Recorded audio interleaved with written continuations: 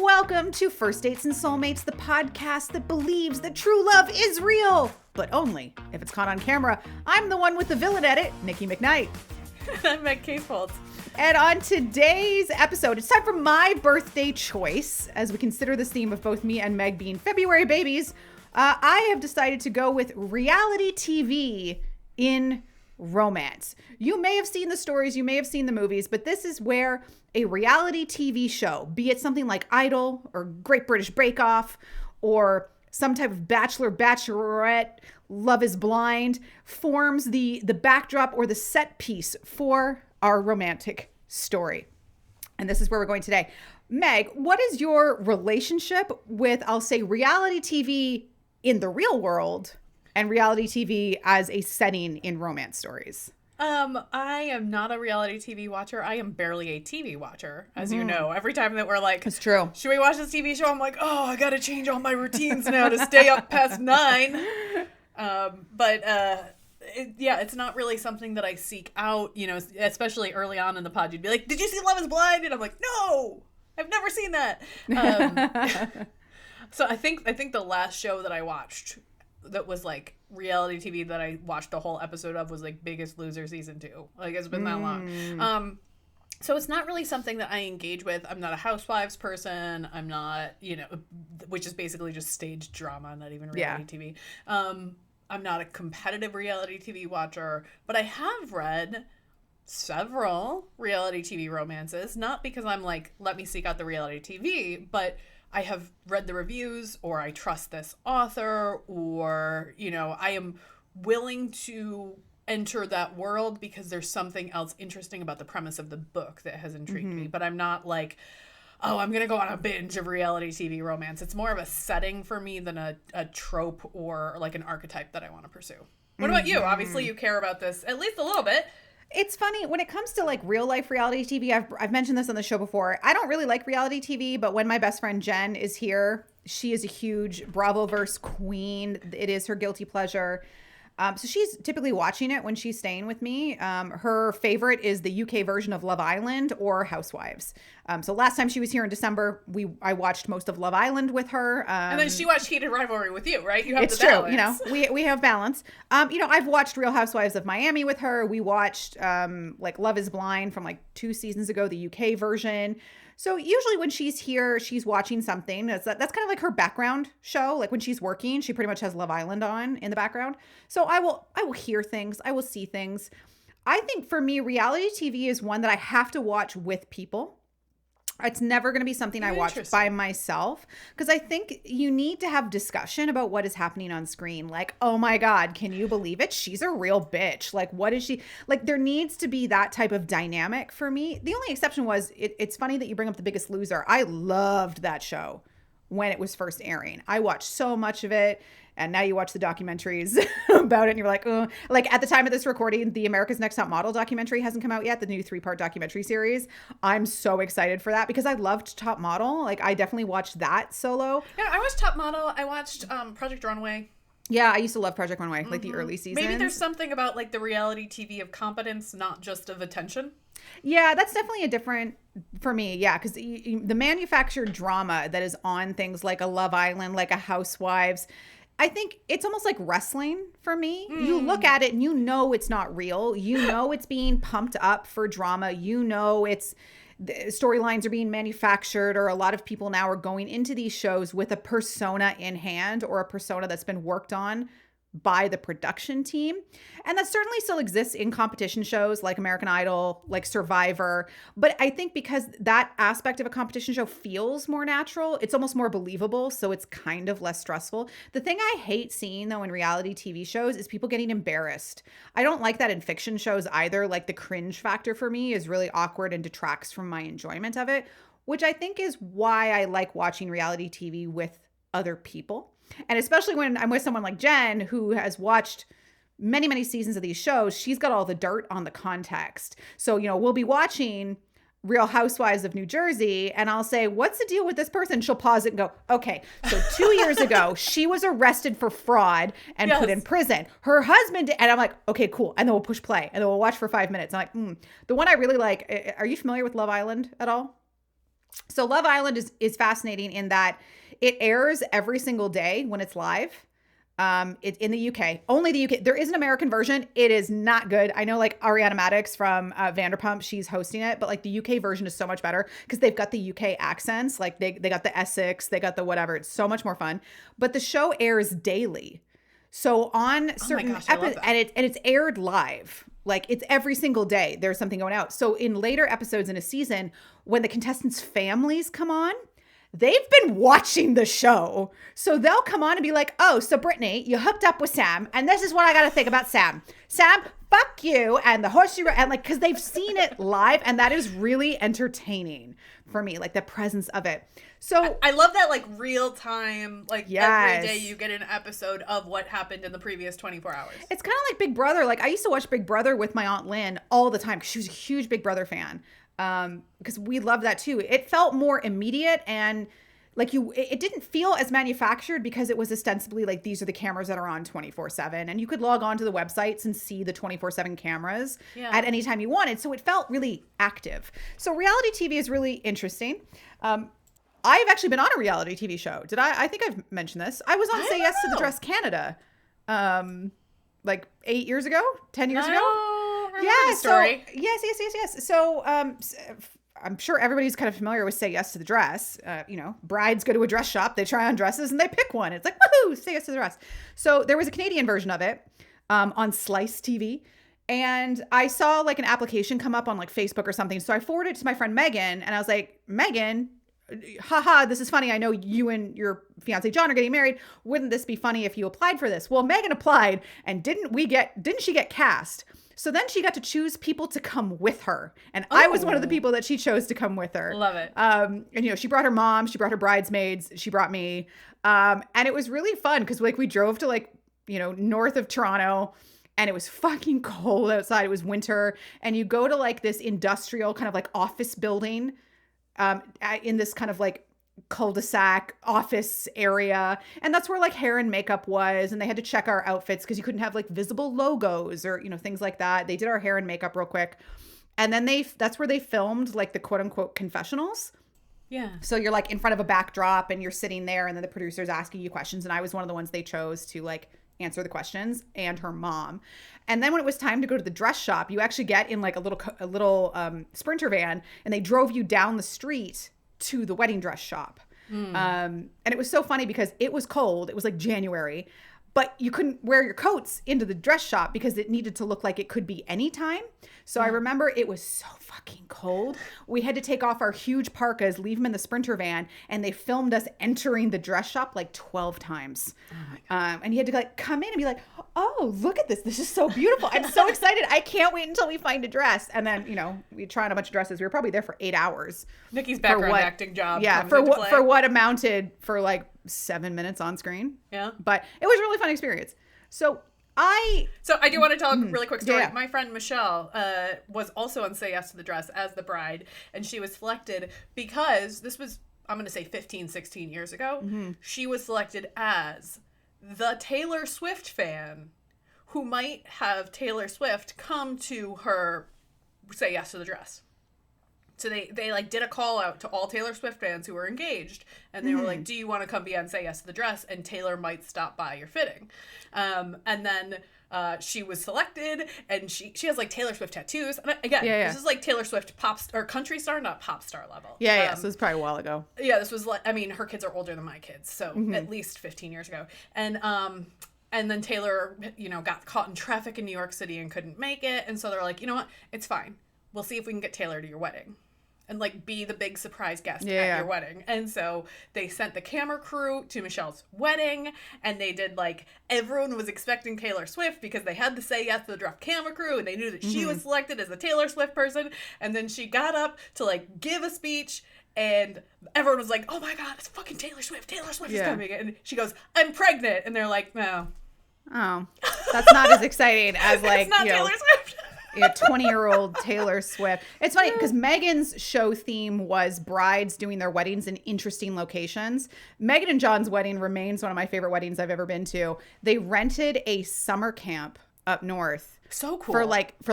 For a weekend. So we got to sleep in cabins. We went canoeing. We did axe throwing. Our beers were in canoes. Oh my God, so cool. Yeah, it was a lot of fun. So we were there for a weekend. It was like an outdoor thing, and I did Megan's hair and makeup.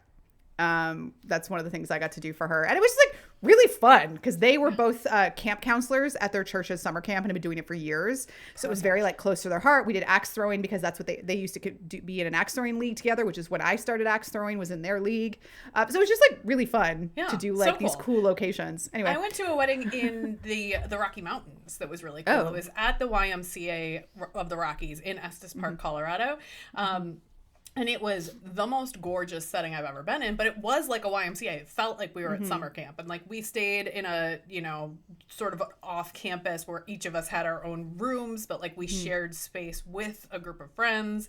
And then I was newly pregnant. And so Ben had to keep like pushing me up the hills because I wasn't used to, like, not only is there, I wasn't used to the altitude, but then like my lung capacity was different. And so I was like, why is there's a baby sitting there, yeah. Why is this mountain so mountainy? And then they all went horseback riding, and I was like, I can't go horseback riding. Pregnancy sucks. So there's my gorgeous wedding. No, and then it rained. We like went all the way up there, and then they like did all their pictures that morning in the Rockies, and then it rained, and we all had to go to the chapel anyway. And I was like, oh, I'm sad. Fine, that's fine. Still really cool. It's still pretty cool. So reality TV, I think, is something that's fairly ubiquitous in our cultural experience. We've all heard of, or at least seen, or understand conceptually what Love is Blind is, what Survivor is, what Great British Bake Off is, or the Great Canadian Baking Show, if you're in Canada. But when it comes to romance, this is not something I really thought of that I had read a lot of. I thought of this category a couple months ago, and I was like, because I think it's when I had read Julie Murphy's If the Shoe Fits, which is kind of a Bachelor style show as the backdrop. And then I watched The Wrong Paris, which is a Netflix movie I've talked a lot about on the show because I love it so much. But they all have reality TV as this setting. And it really made me start thinking about our real life experience of reality TV and how does that go into romance? Because romance is very much like this melding of fantasy and real world. And that's kind of what reality TV is in the real life, right? It's jacked up emotions. It's very specific scenarios. It's going to be chaotic, and there's going to be like manufactured heartwarming moments, but also manufactured moments of extremely high drama. And I was like, wow, what a perfect breeding ground for romance to be set. Yeah. And as I started doing deep dives onto like Reddit and different Facebook groups to see like what romance stories have reality TV as the setting, I was like, oh wow, I have actually read quite a few of these. The list is once long. You said like let's do an episode on reality TV, I was like, well, I haven't. There's 8 books that I have read and didn't think about it because it wasn't, like I said, it wasn't something that I actively sought out. Yeah, but like you said, If the Shoe Fits, yes, I've read that one. One to Watch, yes, I've read that one. The Charm Offensive, yes, The Soulmate Equation, The Honey-Do List, like these are all books where, especially like I love the authors for many of these, so I've read Christina Lauren. I've read Julie Murphy. And then some of them are Reddit recommendations where people just love those authors or those specific books. And I'm like, Facing Reality. Everyone loves that book on Reddit. Great. I'll check it out. So it wasn't a conscious choice, but it certainly is somewhere where I've regularly found myself reading. And I think it makes a lot of sense for why people enjoy them, because I feel that reality TV as a romance structure combines so many really beloved tropes. Yes. And that's where I really want to talk about today. We've got things like fake dating. We've got things like forced proximity, this idea of public and private. You've got outside sources meddling. There's hidden identity. So it really becomes like a goulash or a gumbo of common romance tropes, with the drama jacked up that extra bit because it's in front of the cameras. Yes. And you don't get to control that edit. And there's performance and there's stakes that are automatically built into it, whether it's a competitive, you get kicked off if you don't win, or, you don't get the big prize at the end. Like there are built-in stakes, and there's that competitive, the PR side of things of how are they going to cut my words, and how do I want to be perceived publicly versus do I just want to win this? In the same way that you've talked about The Wrong Paris several times, it's like, does she want to win it to win the guy? No, it's more interesting if there's another thing of I need the money. Yeah. I need the trip. I need the plane. I need to pay off my father's medical bills. So I'm going to go on this reality TV show, and I'm not here for the purpose, but I still need to win for reasons. Yes. I love those. Okay. So let's kind of start diving into reality TV. And one of the first reasons that I find this fascinating, even as it stresses me the fuck out sometimes, is this idea of fake dating and contractual chemistry. We're doing it for the show. So this is because characters come into a reality TV setting and they're like, I need to do this to get money. I need the prize money. So like, I need to like pretend to be dating you, or I need to pretend to be interested in you so that I get to the finale so I can win the money. Or it's, I want the fame or the prestige. A lot of people in the books that I've read, the characters are like, I want to go on this show so that I can get a record deal and become famous. So I need to be made to look really interesting and like, or cool in The Bachelor, because I don't want him, but I want to be the Bachelorette on the next season. That's my ticket. Or they're doing it because they want to get future work. If I can make myself appear really cool on this show, then that will make me look interesting to producers, to record companies, to movie studios. A book that I had forgotten that I had read, that when I was doing research and I remembered, and I just went back and I just read it really quickly the other day, was what is The Boyfriend Game by Stella Starling. Ooh, so this is really interesting as it pertains to fake dating, because it from the very beginning it is a fake dating scenario. So you essentially have these two best friends and the one of them's younger brother. And they go to Vegas because one of the best friends wants to do a flashy proposal to his girlfriend. So his younger brother and his best friend come to like support the trip and help with the flash mob that he has planned. And when they get to the hotel, they realize that a gay dating app is sponsoring this game show for a week. And the prize is like $10,000. And it's all shot Monday to Friday. The winners are on Friday. It's kind of like The Boyfriend Game, I think is literally what it's called. So originally it's the two best friends that are like, oh, dude, bro, be my boyfriend. We will win the money and I'll give it to you to help you and your soon to be fiance pay for your wedding. So they're like, we're just going to fake date. Well, they go to casting and they're starting to move forward in the process. But then the dude with the fiance gets really sick. He's so hungover, he can't go to casting. So his best friend goes to the younger brother and says, you're actually gay. Come with me, Carter. So it's Carter and Rip. Carter's the younger brother. It's like, you come with me to casting. You be my boyfriend. And of course, Carter's had a crush on Rip most of his life. So they get cast on the show. And it's like this whole like, oh, best friend's younger brother. But they know each other so well because they've been in each other's lives forever. But they're not really dating. And Rip is like, I'm straight. But like, we're just doing it for the money. So your brother and his fiance can have this money. Like, wouldn't that be great for them?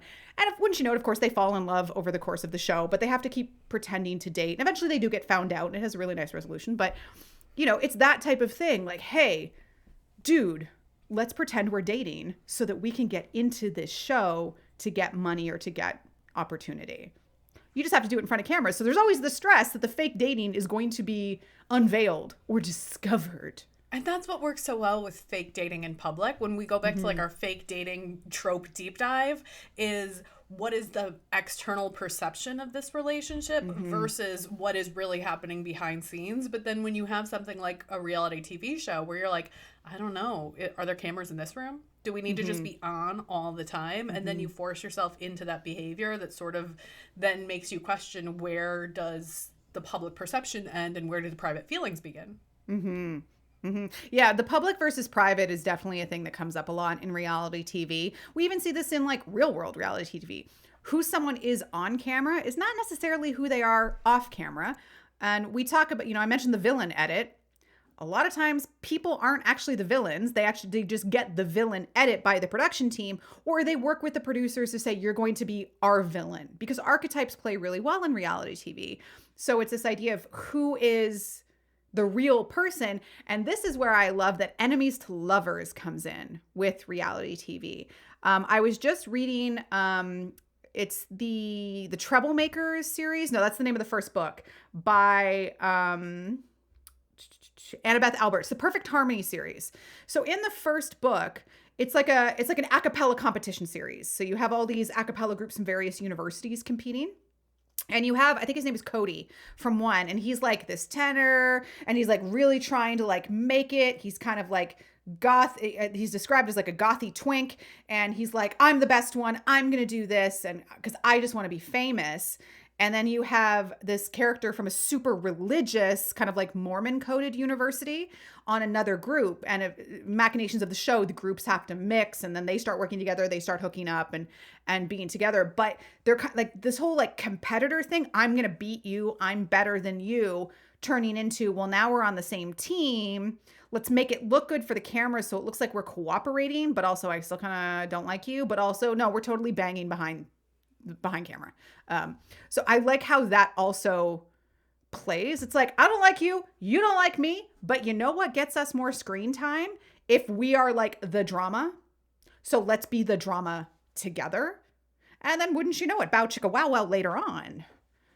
We got tingles in our grody bits. Well, if you're not watching this on YouTube, you just missed the dance moves. Maybe you can turn this into a reel of just... This is my bow chicka wow wow dance. You're welcome, everybody. Delightful for me. I think also when you have competitors who work together, whether it's enemies to lovers or sort of like, let's game the system, let's become alliances, I think that can also be a really interesting way to play it. You know, I think about Alexis Hall has the series that's based on the Great British Bake Off.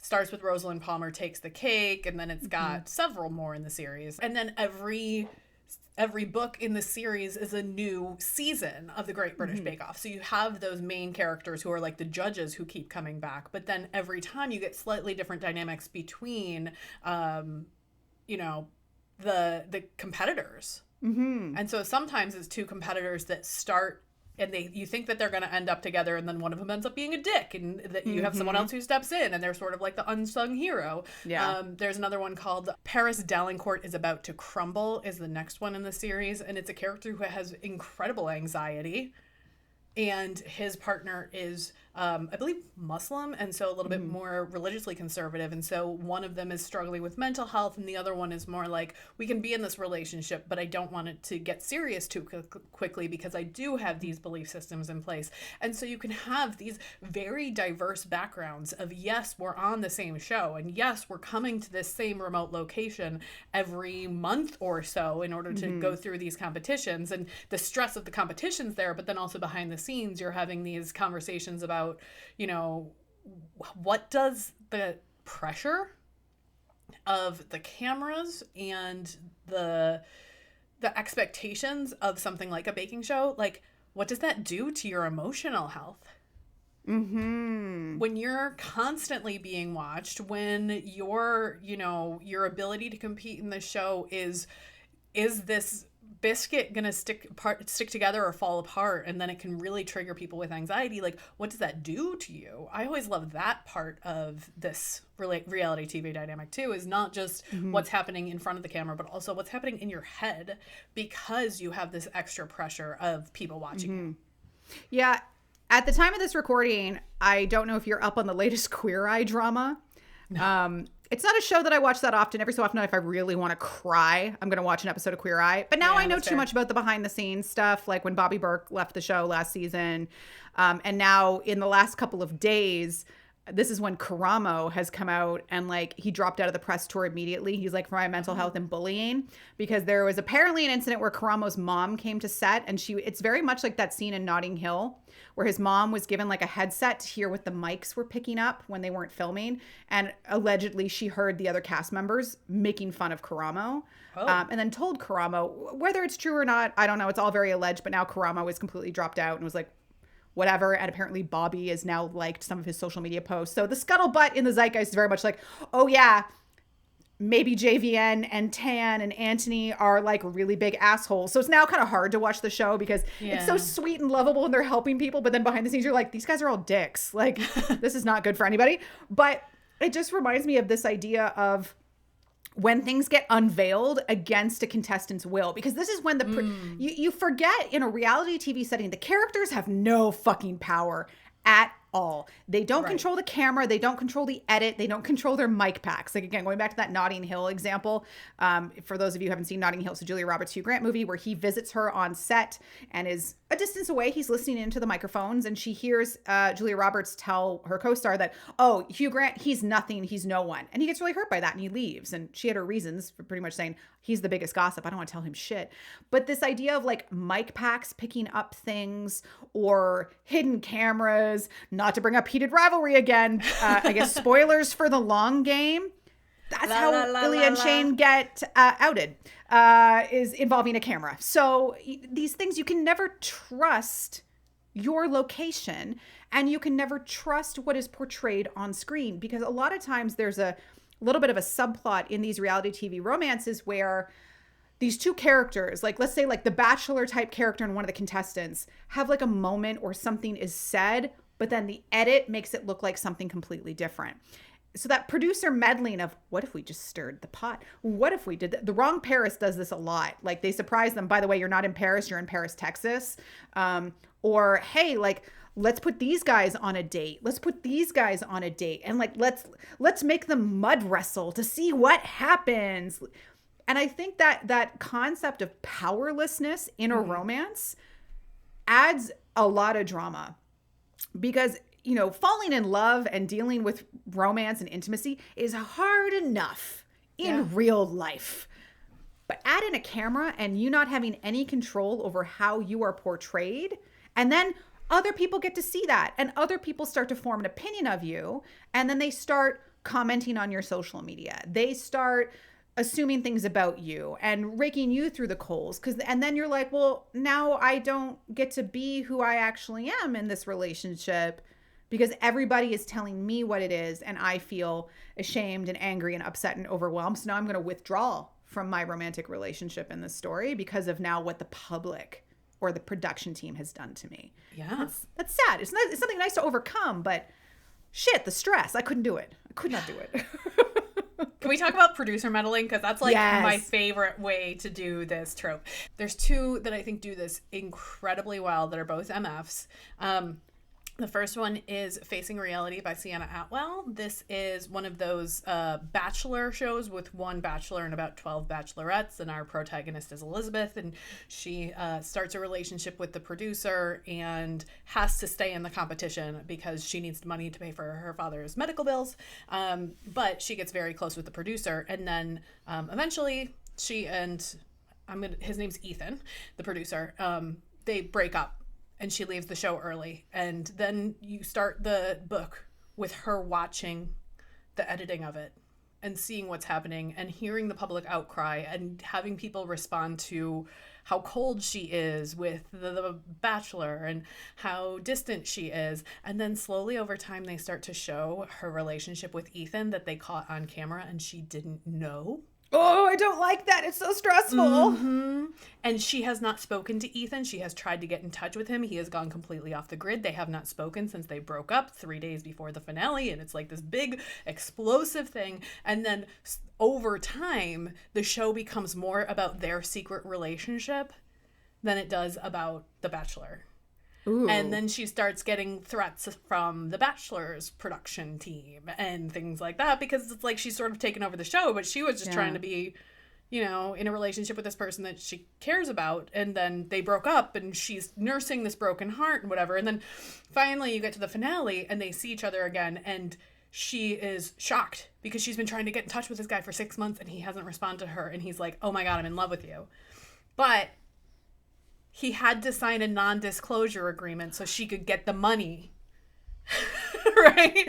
And he knows that she's a terrible liar. And if he had reached out to her, not only were cameras following him to make sure that he wouldn't reach out to her, but he would have ruined everything that she was building in order to pay this off. So it's like this huge, like, you know, powder keg where everything is pressure tested inside this universe, but then the fans actually turn in favor of Elizabeth. They call it Elizabethan is their that's ship a cute name, ship which is name. great, right? I like that. Yeah, and then the actual bachelor part gets really sidelined to the background, and it ends at the reunion show, and they're like, oh look, the two of us got together, and they're like trying so hard to get back in the spotlight. Nobody cares about the main couple, which is really fun. Another book that does this incredibly well, I think this was maybe one of my tinglies 2 years ago, is The True Love Experiment by Christina Lauren.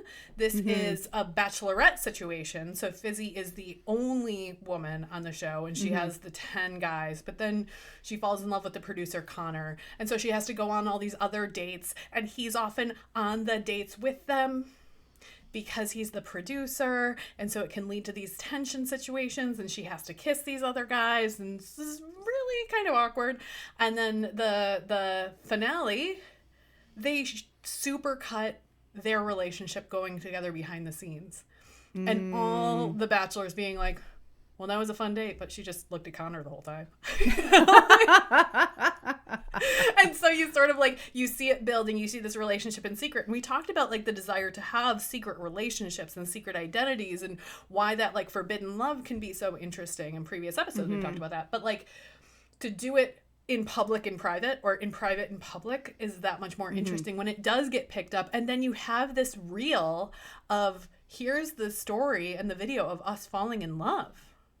Because that's the other thing of this is as we have, these are all romances, so we know they're going to end in a happily ever after, so we can go through some shit because we know it's going to turn out okay. Yeah, this makes me think of a book called Cupid Calling by Viano Onyeomo.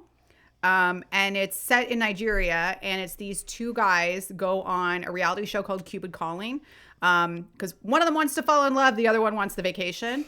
And they're one of two men competing for the attention of this bachelorette. But guess what? They end up falling for each other. Or even If the Shoe Fits by Julie Murphy, which is the book that really got me thinking about this. She meets the prince, Harry. I can't remember what his name is. I think it's Henry. She meets Henry on a plane flying to LA, has no idea he's the bachelor on this show, or the prince, because it's a Cinderella themed show. He has no idea that she's a contestant on that show. They see each other on the show, and they start having this relationship behind the scenes. They sneak in a radio so they can talk to each other. Her stepmom, I think, is the producer or the showrunner for the show. And they really have this beautiful relationship, and she's starting to think maybe he will pick me. But then she gets told by producers, thank you so much. We actually think you're going to be, we would love to invite you to be the bachelorette, quote unquote, next season. And she goes, well, wait a minute. If I'm the bachelorette, that means you already know he's not picking me. How do you know that? And they tell her, oh no, we've already had wifey chosen from the very beginning. But you're great. We'd love to have you come back. And she goes, whoa, whoa, whoa, whoa. What do you mean you've already had wifey chosen? Does Henry know this? And they're like, oh yeah, he knows. He's known since the beginning. And she has this moment of well, fuck this shit. So she goes home to New York and she gets a job interview there, and she doesn't come for the live finale. So the live finale for the show, the Cinderella type bachelor show, is the limos show up and he opens the door, and there's I think her name is Sarah Claire or something, and she's the one that's supposed to be wifey that he's supposed to propose to. And then you have the second contestant come out of the limo, and she's the one that's really just here for the fame. And then the third limo shows up, and it's supposed to be Cindy. He opens a door and it's empty, because the producers have manipulated the situation to get his, and he's like, well, where is she? Where the fuck is she? And they're like, oh no, she declined to show up. So he thinks she's abandoned him because she wasn't going to win or whatever. And she's like, no, I had a job interview. You weren't going to pick me anyway. This whole thing was a lie. Screw this. And then on this live finale, doesn't Henry fucking book it and disappear? And they're like, what the hell? So the live finale kind of ends going, we have no idea where he is. And the contestant who was just in it for the fame was like, what? This is horrible. And the woman who was supposed to be chosen as wifey, who is genuinely a nice person, is like, oh, well, I hope everything's okay. And then they meet up later, and the story is resolved happily. But this whole idea of what is real, what is not, what do you mean, you knew from the beginning that wifey had already been chosen, and I was never actually going to be your choice because of NDAs, because of how the show is structured. And It's such a lovely story. The ending is so great, but the logistics of reality in romance I find fascinating. Yeah, just for these production teams, especially when like the ending has been determined before this even began. And here's how you can leverage this, and here's what this means for you, and we actually like you, but we like you in a different role, and that's so interesting. And I think this is where the idea of grand gestures really plays well in reality TV, because by its very nature, reality TV is love as performance and love as a performative state of being. You know, on the Bachelor type shows, it's him staring longingly into someone's eyes and being like, you, and oh, your childhood, and oh, the trauma, and I just want to be loved for who I am. Like, that plays well on camera, even if it's not true behind it. So just like we said when we were talking about these other reality shows, you know, I watched something like Love is Blind or The Bachelor. They have like a 99% failure rate. Very few of these couples stay together once the camera is done, whether it's because real life is now playing into it and they're like, we're actually not compatible at all, or they were just playing something up for the camera, or what have you. But this is where like grand gestures feel good. I don't think these types of grand gestures would ever occur in real life reality TV. But going back to... Yeah. One of the things that we always say about grand gestures, especially after the third act breakup, is like, not for me. I don't want the big production. I don't want the big stage. Don't put me on the spot in front of everyone. But reality TV takes away any of the privacy that you could have had. Reality TV demands that you are already on the stage. And therefore, the grand gesture isn't over the top. The grand gesture is at the same level of stakes that the entire book has been on. You already have the cameras. This isn't the flash mob out of nowhere or the kiss cam where they just pan to you and you're not expecting it. You're already in hair and makeup. You're already there, or you're used to being in front of cameras. You've already committed to the public perception of you, and therefore the grand gesture is typically some sort of like, not controversial, but a counter narrative is how they use it. Yeah. So the grand gesture, I really like. It shows up, you know, going back to the boyfriend game by Stella Starling. So Rip and Carter, they've been discovered that like Rip's not even gay and you guys weren't boyfriends. So they get voted off the show.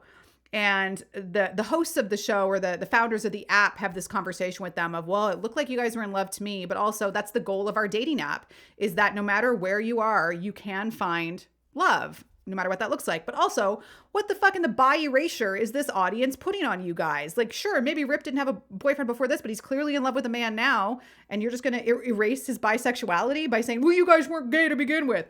So that's kind of the setup. So they're about to film the finale for this boyfriend show in Vegas, and all of the past contestants are invited to like be in the audience, right, to close out this week-long shoot. So Carter's in the audience with his brother's now fiance, and she's like, where's Rip? I don't really understand what's going on. And, you know, they get to vote on which of the couples is going to win, and these nice guys win and whatever. But Carter's sitting in the audience going, where is Rip? Like, he's really hurt by all this because he kind of feels abandoned. Then all of a sudden, the hosts and founders of the app are like, and please welcome to the stage, Rip. And of course, he comes out in front of everybody and is like, yeah, you know what? You were right. We weren't dating before this. We did come on this for the money to give to my best friend and his now fiance. But guess what? I'm in love with him now. I think I've been in love with him a really long time. And like, babe, like, let's have this moment. And it's really sweet. But he did this in front of the whole audience because they were getting such criticism from social media commenters online of like, you're lying, you're not gay, you're just queer baiting, on and on and on. He goes, actually, no, I'm really in love with him. And we don't really care what you have to think. And then they have, of course, this big kiss, this big romantic moment. But, which works in romance. If I was to see that on a real reality show, I'd still be going, it's for the edit. Like, I don't believe anything. I don't believe in any of this. It's so true. That reminded me of The Charm Offensive by Alison Cochrane. Have you read that one? No, I haven't. I've heard of it, but I haven't read it. Yeah, that one is, he's a tech wonderkind. Charlie is the main character, and he's the bachelor on this show, and he thinks he's straight. And so he's going on all these dates with women, and then he's having these anxiety problems and, you know, panic attacks, and he's probably on the autism spectrum. He's very technologically competent, very successful, very attractive, doesn't really know the social norms of these things. And so his producer, Dev, keeps stepping in and talking him through it and talking him through the panic attacks, and they get closer and closer over the course of it. And that's when Charlie realizes he has this queer awakening in the book, because he's falling in love with Dev, even though he should be going on these dates with these bachelorettes. And Dev knows I didn't know gay. this book was queer. Sorry to interrupt. Like, I had no idea this book was queer. I thought it was a straight romance. Do you want to read No. it? Should we read it I for might actually read it. Okay. Well, do you want to read it I for might an read this. episode coming up? I think we should. Let us look at our like schedule. this- Let us look at our schedule. Let's see if we can figure it out. But I feel like this is one that people tend. This is a really good introductory, like, queer romance, mental health representation, queer awakening, I should say. That was very popular for a long time. It's sort of like, I would say it was on level with Red, White, and Royal Blue in terms of its reach. So it might be an interesting thing to evaluate. Interesting. But anyway, I really liked it because it sort of turns this MF competition into, well, not just who's the producer, but who am I? And what am I looking for in a relationship? And it really evaluates some of those identity questions as well. I am intrigued. Yeah, it definitely, this as a setting, or as a, I don't want to call it a trope, because I feel like it's too big to be a trope. It is really more of a setting or a framework that tropes get layered into. It really has a lot going for it. You know, just the built-in stakes. Because I feel like you have the stakes of the show, and then you have the romantic stakes. Yeah. And often those are in conflict, even as they might be happening alongside each other. No, that's a because really good way what to is think good of for it. you is not necessarily what is good for the show. It doesn't make for good TV. Yeah. Like, this is why I like following things like Good News or Good or whatever on social media. I'm like, just show me puppies making friends with cats. Like, I'm fine with that. Like, I don't need the high drama and people yelling at each other and flipping tables on TV. Like, You and Shane Hollander are both just watching the YouTube channels of unlikely animal pairings. unlikely animals becoming friends. That's cute. Yeah, a lot of times reality TV in real life is too stressful because, again, the power imbalance, you know, we talk about power imbalance in romance. Typically, it's because, like, one character has more power or agency than another, whether it's because of wealth, status, class, etc., or just knowledge. Somebody knows more about what's happening versus the other character. In reality TV as a framework, a lot of times neither character has power. So the power imbalance is not necessarily between the two characters, it's between the two characters and the construct they have opted into. And they are trying to fight against that. At the same time, they are trying to fight through their interactions and relationship with each other and trying to figure out where that gets developed. And just when you think you're winning, that overreaching structure of the show is going to come back in and fuck something up. Because that's what they do. That's the nature of the show. And I like that you pointed that out because it's not just competitor and competitor or, you know, people who are on the show together who are powerless. Often, even when you have these producer meddling pieces, they are powerless to the executives or to the editors or to the larger TV gods that are making the big decisions. So even if it's somebody who is technically employed by the show, they still are at the whim of the larger executives. Yeah, and it's the executives in the show really saying to the contestants in whatever format the show is taking, they're trying to force a situation where the contestants have to be vulnerable because that's what makes for good emotive TV. But there is no emotional safety present whatsoever. Yeah. So it's like, be vulnerable. Tell us your deepest, darkest, innermost feelings. Put yourself we will out there. exploit them. And we will exploit you. Coming off of Morning Glory Milking Farm, which is very much like non-exploitative. Everybody, the workers are well compensated. Reality TV is very much like, we are going to fuck with you so much you have no idea. Yeah. But isn't it fun? 5 stars. Would recommend But on look, TV Guide. you can be famous. Yes. Yeah, there's no emotional safety. There's no power whatsoever in here because even if you rise up against the producer, you still don't control the edit, you still don't control the narrative, and you could go on social media after a show airs and be like, this is the true tea. You signed an NDA. Everybody signs an NDA. And granted, the NDAs do expire, which is why America's Next Top Model, a lot of shit has started coming out about America's Next Top Model in the last 8 to 10 years, and even now more so with this new Netflix documentary coming out. Like, NDAs do expire. But by then, the narrative has already been established. Yeah, then you're doing unlearning instead of being able to react. Yeah, and then at some point you do get into the conversation of, well, you know, you're judging a piece of media by the standards of today when, not to say it was good when it happened, but it was acceptable when it happened societally, right? So that's what really adds all of this extra external tension into a romantic storyline. Is you have no power.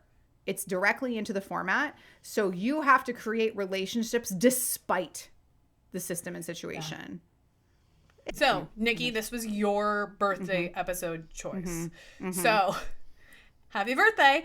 And what is it you ship the most about reality TV romance?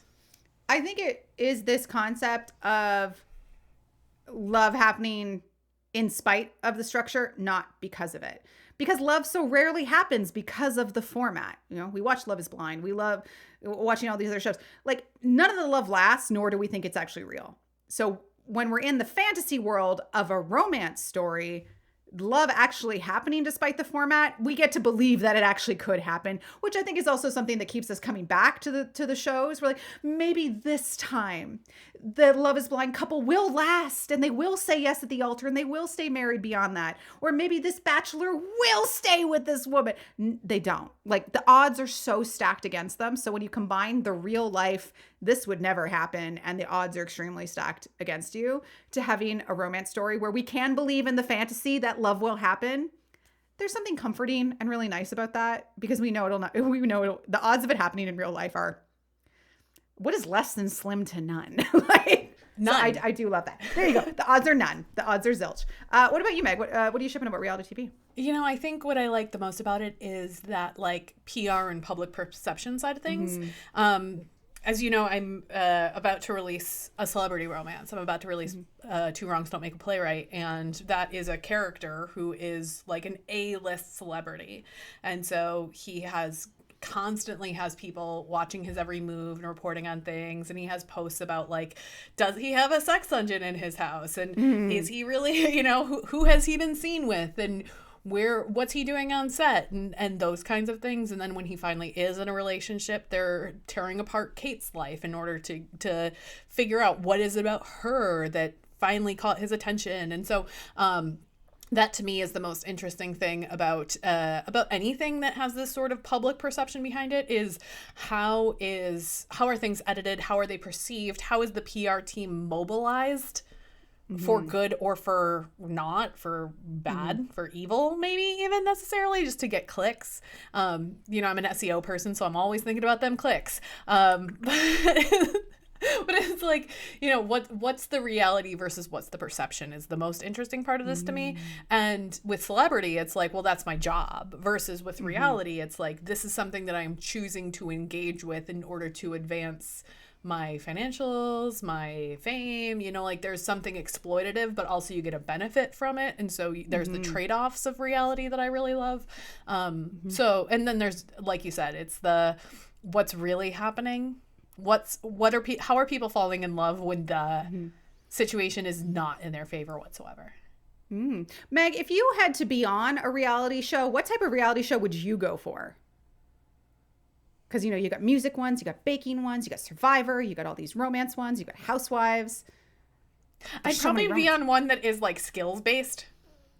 Whether that's like, I'm not a baker, I'm not a clothing designer, I'm not, you know, but, like, those are the ones. If I'm going to compete, I want it to be on something that I can get really good at.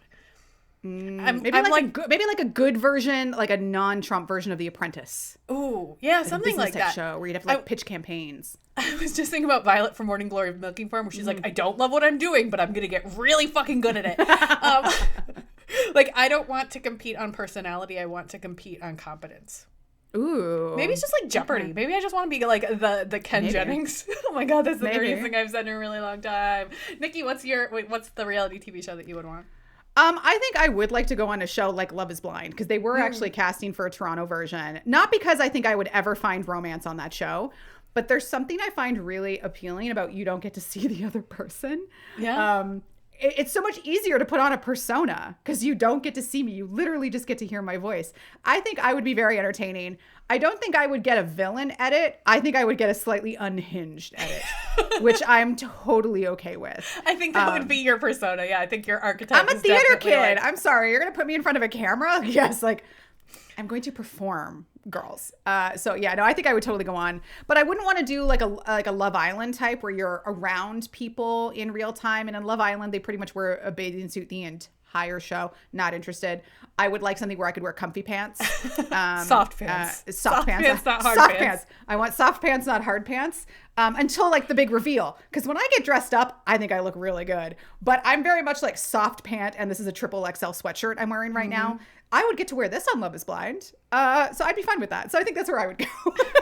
And then when you get dressed up for the finale, then it's all pink cheetah print, head to toe tuxedo. Yes, and probably fake, neon pink hair extensions, which is what I like to wear. Yes, there you go. Coming soon to a streaming network near you. Before we get into the question of what we were shipping this week, a gentle reminder that if you want to head over to your podcast provider of choice, primarily Apple Podcasts and Spotify, give us a rating, give us a review, and subscribe to the show. Even if you listen in a browser or on the Substack app, if you just want to go open that app right now, push subscribe, and then leave it alone. It helps the algorithmic gods put us in front of more people so that more people can join our universe. And I would always like to have more soulmates. Maybe that's the show I would be on. One like one of those big love type shows. Just give me 12 people. It'll be great. All right, let's talk about what we're shipping this week. May. I am shipping. There's a series that I read that I put into my favorite books of the Tinglies, but I never actually talked about on the show. So we're going to go back in time because I'm not as fast of a reader as you. So I need to like space out my ships. So the book that I'm shipping this week is In a Rush by Kate Canterbury. It is Best Friends to Lovers. This is the story of Ryan Ralston, who is basically Tom Brady of the New England Patriots. And Emmy is his best friend from high school, and they make when they're in high school, they make a if you're not married by age 30, let's get married to each other pact. And then when they turn 29, Emmy gets dumped very unceremoniously, and she needs a date to her best friend's wedding, and the ex-boyfriend is also in the wedding. And so Ryan comes out and says, okay, well, we were supposed to get married at 30, so let's do it anyway for spite. But then she also gets to be the basically the Giselle character. So we get some of this public perception side of things of who is this girl who finally got the quarterback that everyone wants. And then we realize over time that he has been in love with her the entire time. So, I love a childhood friends to lovers where he's been in love and she's just sort of oblivious to all of it the entire time and goes, oh no, but we're just best friends.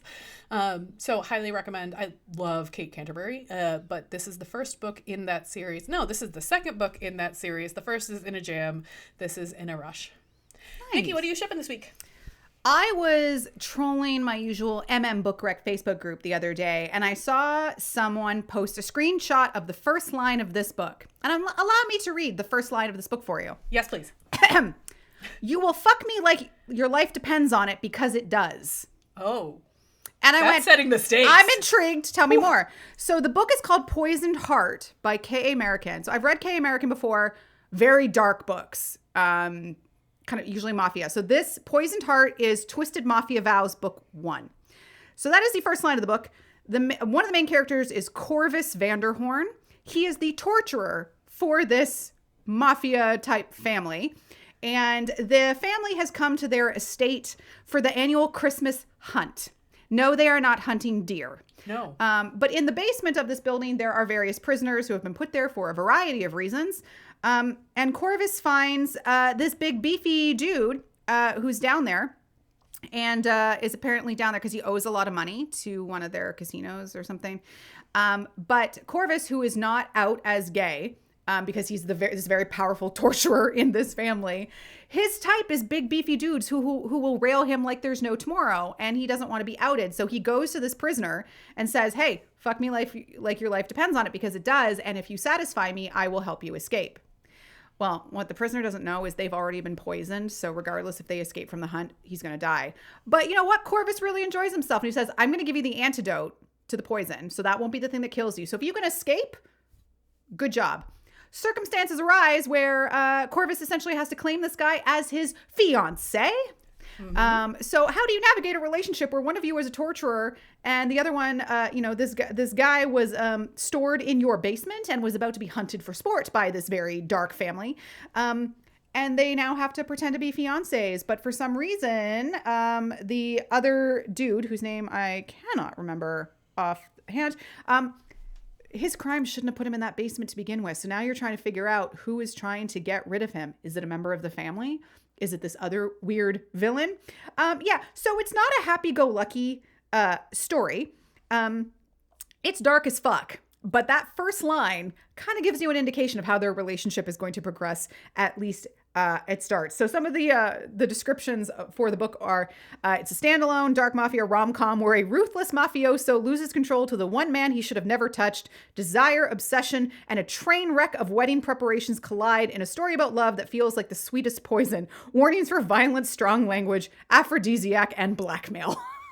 Wow, you really went there. Yeah. That was dark. Yeah, it's quite dark, like, but still happy ending. Like, it's a romance. There's a happy ending, and all things considered, it's not like super angsty.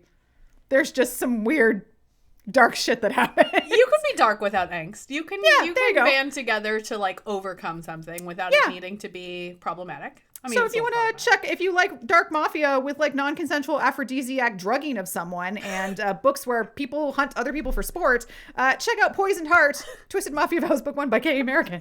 Is that our next trope deep dive? Is aphrodisiac non-consensual poisoning? Yeah, maybe. If I can find more books that have it, maybe it'll happen. If you can find it, I will read one with you. We'll do a whole episode on non-consensual aphrodisiacs. There you go. Thanks so much for listening into my birthday choice for reality TV in romance.